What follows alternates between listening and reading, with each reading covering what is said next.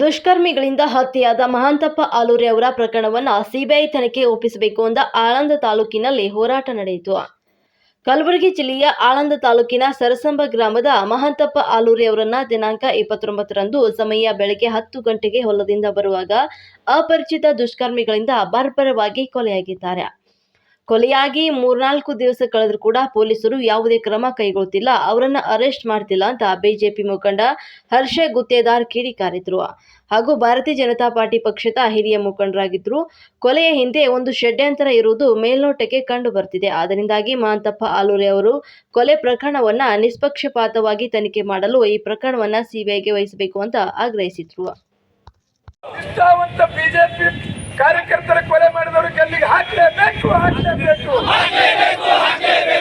ಗಲ್ಲಿಗೆ ಹಾಕಲೇಬೇಕು, ಬೇಕೇ ಬೇಕು, ಯಾತಕ್ಕಾಗಿ ಹೋರಾಟ,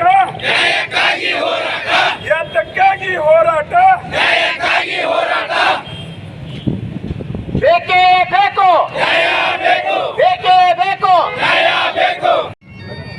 ಒಂದು ಕಾಪಿ ಕೊಡು.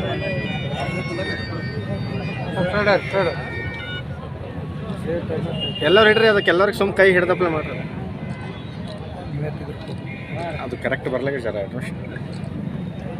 ರೈಟ್ ಮಾಡಿ ಇವತ್ತು 3 ದಿವಸ ಆದರೂ ಕೂಡ ಇಲ್ಲಿವರೆಗೂ ಪೊಲೀಸರು ಏನು ಅರೆಸ್ಟ್ ಮಾಡಿರೋ ಬಗ್ಗೆ ಅಥವಾ ಏನಾಗಿದೆ ಅಂತ ಅನ್ನೋ ಬಗ್ಗೆ ಮಾಹಿತಿ ಕೊಡ್ತಾ ಇಲ್ಲ. ಈ ಆದಂಥ ಕೊಲೆಯನ್ನು ಖಂಡಿಸಿ ಇವತ್ತು ನಾವು ಭಾರತೀಯ ಜನತಾ ಪಕ್ಷದ ಎಲ್ಲ ಮುಖಂಡರು ಸೇರಿಕೊಂಡು ಅವರ ಆತ್ಮಕ್ಕೆ, ಅವರ ಕುಟುಂಬಕ್ಕೆ ಒಂದು ನ್ಯಾಯ ಸಿಗಬೇಕು ಅಂತ ನಾವು ಉದ್ದೇಶದಿಂದ ಇವತ್ತು ನಾವು ಇಲ್ಲಿ ಸೇರಿದ್ದೀವಿ. ನಾವೆಲ್ಲರಿಗೂ ಕೇಳಿದ್ದೀರಿ, ಮಹಾಂತಪ್ಪ ಆಲೂರೆ ಅಂತಂದ್ರೆ ಅವರ ವ್ಯಕ್ತಿತ್ವ ಈಗ ಎಲ್ಲರೂ ಹೇಳಿದ್ರು ಯಾವ ರೀತಿ ಇದ್ರು ಅಂತಂದು.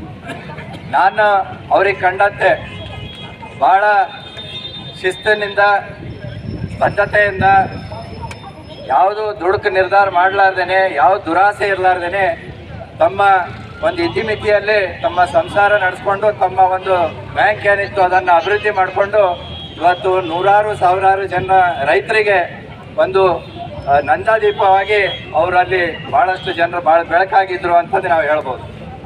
ಅಂಥ ಒಬ್ಬ ಸಮಾಜ ಸೇವಕ, ಒಂದು ಸಮಾಜ ಧುರೀಣರಿಗೆ ಯಾವುದೇ ಒಂದು ಕಾರಣವಿಲ್ಲದೇ ಇವತ್ತು ಕೊಲೆ ಆಗ್ತದ ಅಂದ್ರೆ ವೈಯಕ್ತಿಕ ಅವ್ರದ್ದು ಏನೋ ಯಾರ ಜೊತೆ ದ್ವೇಷ ಇರಲಿಲ್ಲ. ಇಂಥ ಒಬ್ಬ ಮುಖಂಡರ ಬರ್ಬರ ಕೊಲೆ ಆಗ್ತದ